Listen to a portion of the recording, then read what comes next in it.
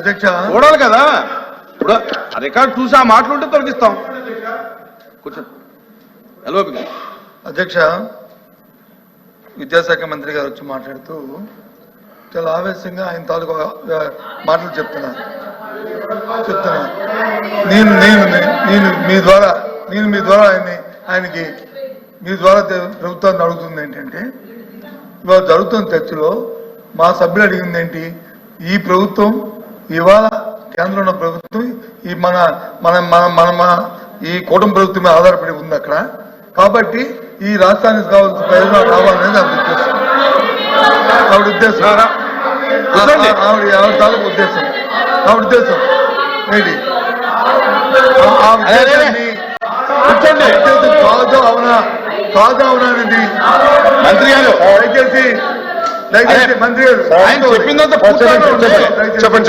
ఆయన చెప్పింది పూర్తయిన తర్వాత మీరు మాట్లాడండి. మళ్ళీ ఏమనుకో డోంట్ థింక్ మాట్లాడండి. మళ్ళీ మీరు చెప్పండి.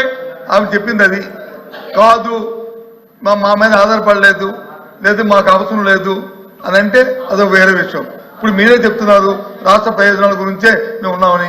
ఎస్, రాష్ట్ర ప్రయోజనం, ఆ రాష్ట్ర ప్రయోజనాల్లో భాగంగానే ఈ రాష్ట్రానికి ప్రయోజనం కలిగించే ఈ అంశాలు చేయమని చెప్తుంది మా సభ్యురాలు. ఆ ప్రయోజనాలు తీసుకోమనే చెప్తుందే మా సభ్యురాలు. అంతకంటే ఇంకో ఉద్దేశం లేదు. మీరు చెప్తున్నారు ఏమని, మా అప్రస్తుతంగా సభలో లేని వ్యక్తులను వచ్చి మా నాయకుడు జగన్మోహన్ రెడ్డి గారి పేరు కూడా ఆయన తీసుకున్నారు.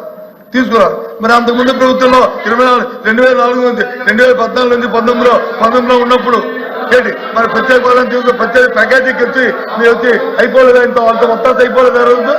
ఆ రోజు రాష్ట్ర ప్రయోజనాలు కనిపించలేదా? ప్రత్యేక ప్యాకేజీ వ్యాపారం విషయం వారికి తెలియదా? ఎందుకు చేశారు అది? ఎందుకు చేశారు? అప్పుడున్న సందర్భం బట్టి ఆ కార్యక్రమాన్ని లేకపోతే ఈ కర్మ ఎందుకు ఈ రాష్ట్రానికి కర్మ ఎందుకు వచ్చింది, ఎందుకు ఇది దృష్టి వచ్చింది ఆలోచించారు. కాబట్టి దయచేసి సమయం పాటించి సభ్యులు మాట్లాడుతుందేంటి, తర్వాత మీరు దానికి మీరు రిప్లై చెప్తారు. చెప్పండి మీ రిప్లైలో మీ ఇష్టం, ఏం చెప్తారో చెప్పండి, మేము వింటాం ఇక్కడ కూర్చొని వాస్తవాలు చెప్పండి. మీరు ఇంటర్ప్రిటేషన్ చేయడం, గౌరవ మంత్రి ఆవిడ మాట్లాడడం అది సంబంధించిన దయచేసి కొంచెం కోపపట్టండి. మీరే రిప్లై చెప్తారని అనౌన్స్ చేశారు. రిప్లై మీరే చెప్తారు, చెప్పండి, తప్పేముంది. వెయిట్ చేయండి 10 నిమిషాలు, అంతేగాని ఈ విషయాన్ని చెప్పుకుని వెళ్తుంటే ఇది ఎక్కడికి వెళ్తుంది? కాబట్టి దయచేసి మంత్రి గారు సమయం పాటించి సందర్భాన్ని బట్టి మాట్లాడడం అనేది సంబంధించింది నేను తెలియజేస్తాను. లోకేష్ గారు. అధ్యక్ష, ఇప్పుడు హౌస్ ఆంధ్ర రాష్ట్ర ప్రజలందరూ చూస్తున్నారు, లైవ్ లో కూడా చూస్తారు. మేడం గారు మాట్లాడుతూ ఎగతాళిగా మేమేదో అన్నాము మా పైన. మేడం గారు ఒక్క నిమిషం పూర్తి చేయండి. ఎవరో సభ్యులు చెప్పారు, నేను పూర్తి ఎవరికి నేను మాట్లాడలేదు. మళ్ళీ నేను ఇప్పుడు నుంచున్నా, నా ఛాన్స్ మాట్లాడి నేను ఎగతాళి చేస్తూ కేంద్ర ప్రభుత్వంతో మా పైన ఆధారపడి ఉంది అంటాం కరెక్ట్ కాదు అధ్యక్ష. నేను మళ్ళీ చాలా స్పష్టంగా చెప్తున్నా, తెలుగుదేశం పార్టీ కానీ జనసేన పార్టీ కానీ అన్కండిషనల్గా మేము సపోర్ట్ చేసాం కేంద్ర ప్రభుత్వం. ఆనాడు ప్రధానమంత్రి గారిని చంద్రబాబు నాయుడు గారు కానివ్వండి, పవన్ అన్న కోరింది రాష్ట్రాన్ని మీరు కాపాడాలి, పెట్టుబడులు నిధులు ఇవ్వాలి అని చాలా స్పష్టంగా చెప్పాం. దాంట్లో భాగంగా మేము తీసుకొచ్చాం, రైల్వే జోన్ తీసుకొచ్చింది మేము అధ్యక్ష. విశాఖ ఉక్కుని కాపాడింది ఎన్డీఏ ప్రభుత్వం అధ్యక్ష. గతంలో కాపాడింది ఎన్డీఏ ప్రభుత్వం, మళ్ళీ కాపాడింది ఎన్డీఏ ప్రభుత్వం అధ్యక్ష. వాజ్పేయి గారు కాపాడారు, ఇప్పుడు నరేంద్ర మోడీ గారు కాపాడారు. మేము వెళ్ళి మాట్లాడాం, మేము చర్చించాం, అది జరిగింది. అంతేకాకుండా అధ్యక్ష అమరావతికి నిధులు తీసుకొచ్చాం, పోలవరానికి నిధులు తీసుకొచ్చాం. సో అధ్యక్ష మళ్ళీ నేను మేడం గారిని కోరేది, కేంద్ర ప్రభుత్వం సహకారం ఆంధ్ర రాష్ట్రానికి చాలా చాలా అవసరం. వక్రీకరిస్తూ ఎగతాళి చేస్తూ మాట్లాడటం కరెక్ట్ కాదు.